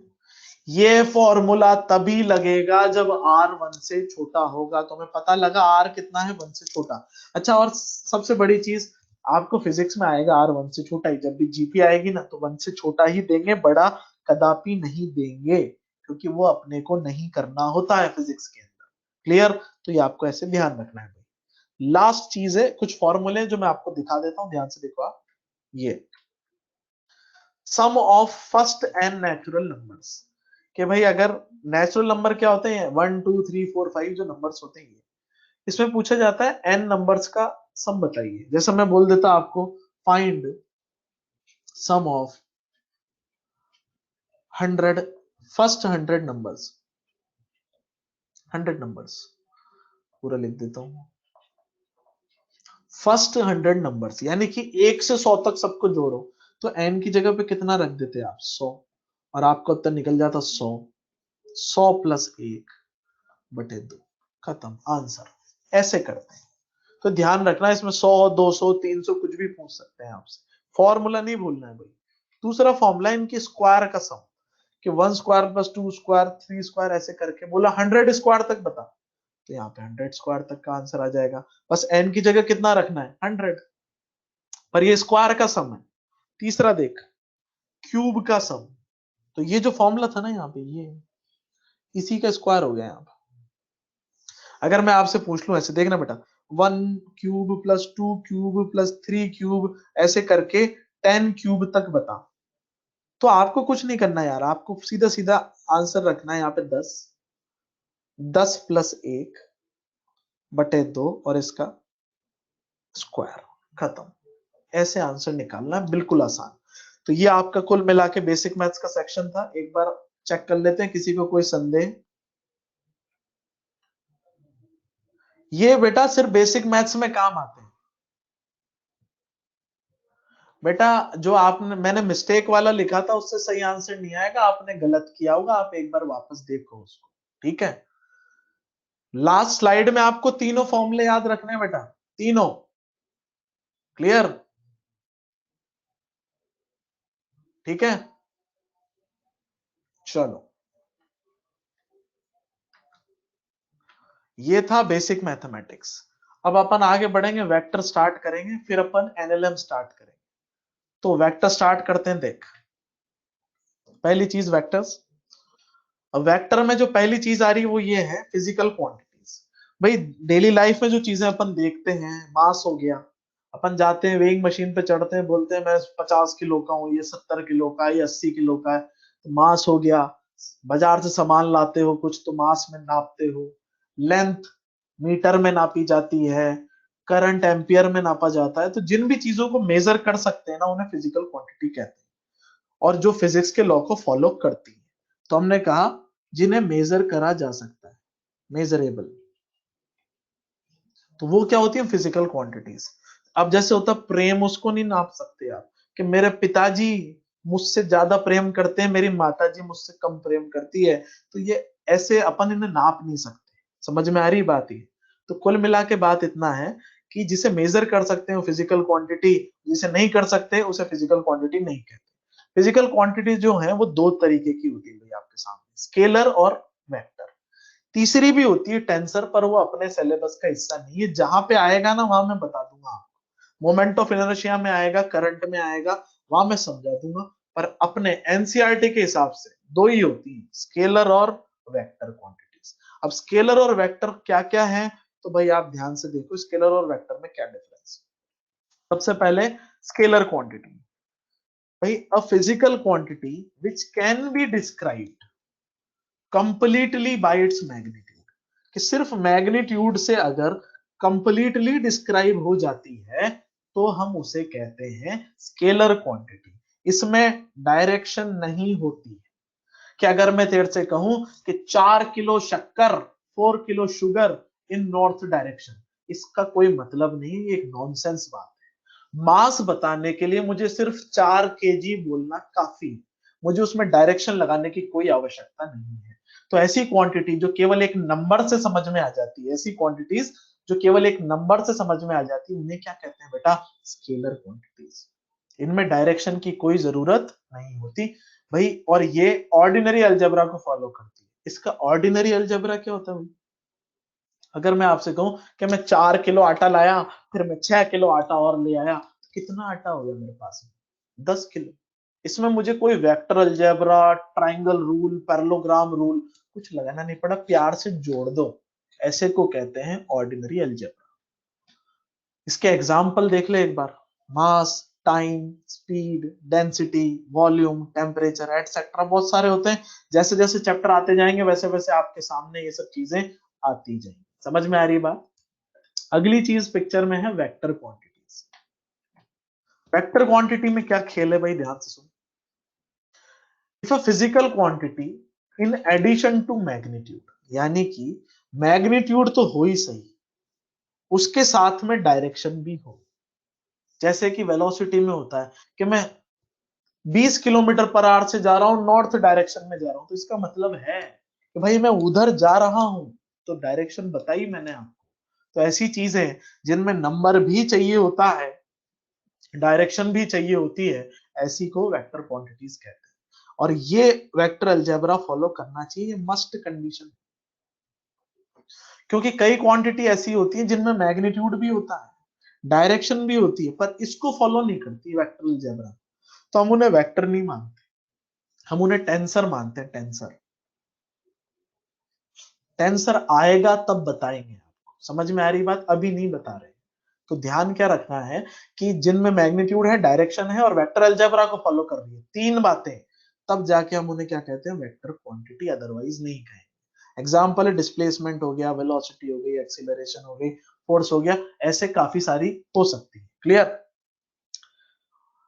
नेक्स्ट इसमें है भाई रिप्रेजेंटेशन ऑफ अ वेक्टर, कि वेक्टर को हम बनाते कैसे हैं। तो भाई आपको पता है दो तरीके से है। पहला होता है ग्राफिकल रिप्रेजेंटेशन। ग्राफिकल रिप्रेजेंटेशन मतलब वेक्टर का डायग्राम बनाना। ग्राफिकल रिप्रेजेंटेशन मतलब इतना सा होता है, वेक्टर का डायग्राम बनाना।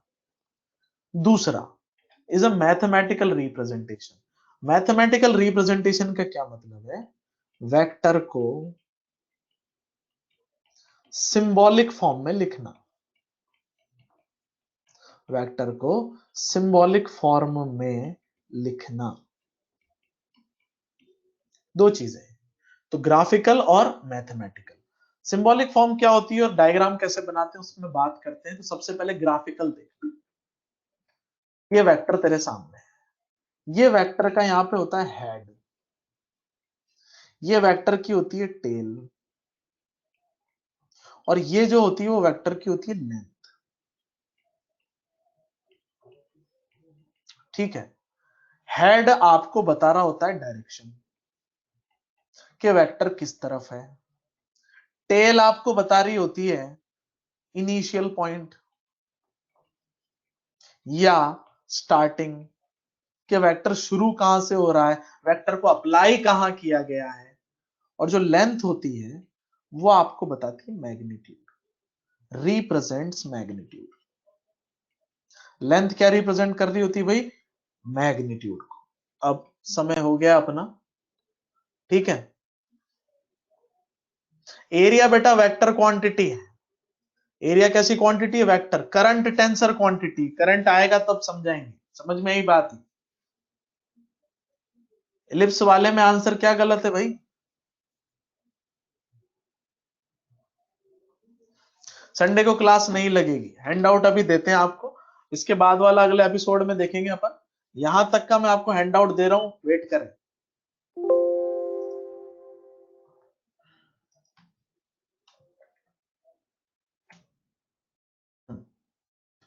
एक देवता हमसे कह रहे हैं कि इलिप्स में आंसर सही नहीं है। ये देखो, देख लो बेटा, एक बार देख लो इसको।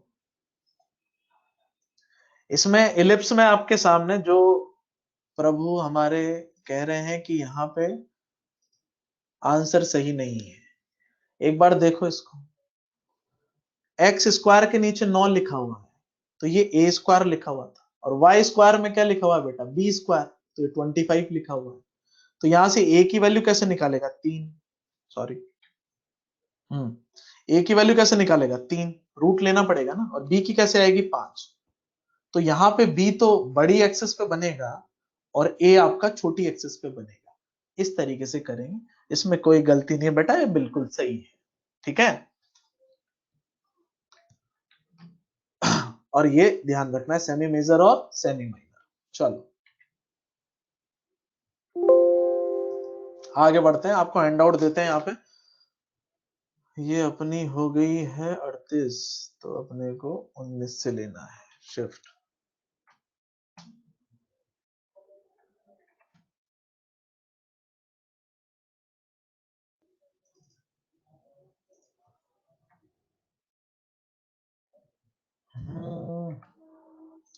फाइल सेव एज, लिंक पे भी अभी चढ़ जाएगा थोड़ी देर में। Lecture 6 part 2 boys English presentation PDF include, okay,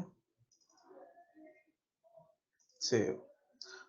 hand out पहुंच रहा आपके पास, 2 मिनट रुके।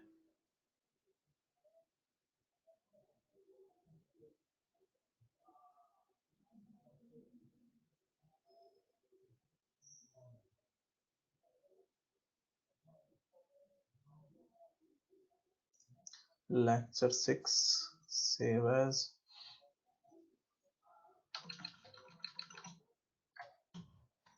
Part 1 PDF include ink, save. Vector खत्म हो जाएगा 2-3 दिन में, ठीक है। फिर अपन चालू करेंगे।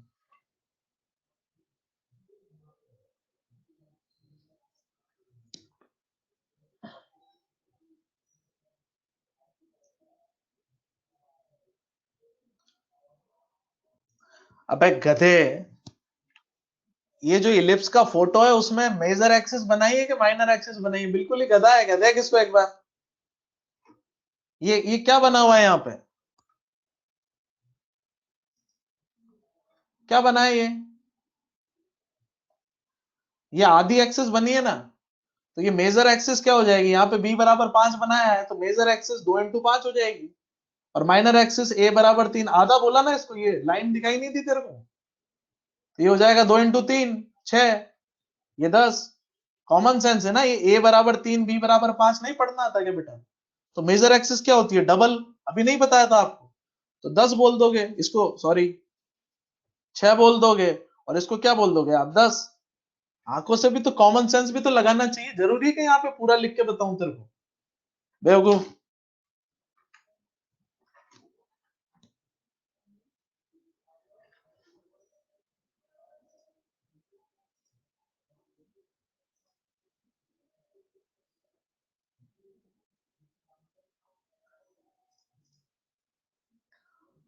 लेक्चर 6 हैंड आउट चढ़ा दिया बेटा, देखो हैंड आउट आ रहा होगा आपकी स्क्रीन पे।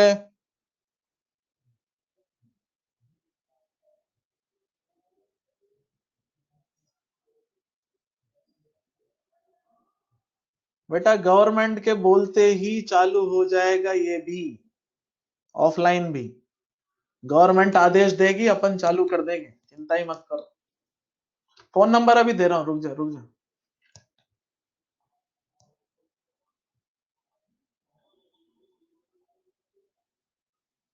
होमवर्क आप पूरा बेसिक मैथमेटिक्स खत्म करो।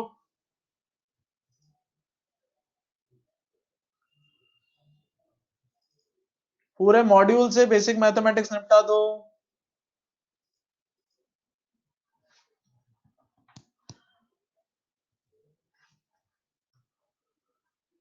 तीनों चढ़ गए, एक बार देख लो फटाफट।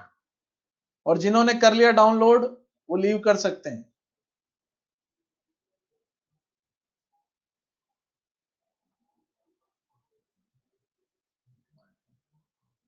ओके,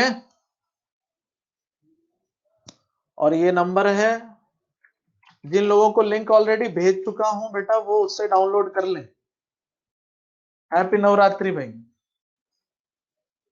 बेटा 3 डॉट आ रहे होंगे, जो नया बच्चा है 3 डॉट आ रहे हैं, उस 3 डॉट पे क्लिक कर, हैंड आउट का ऑप्शन आएगा, वहां पे सब मिल जाएगा।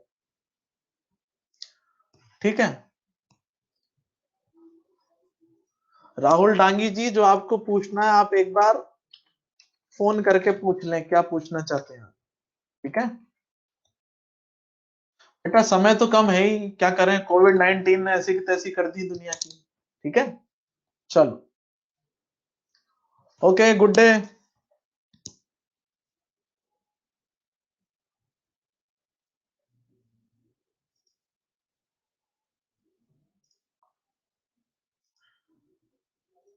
प्रणाम भाई।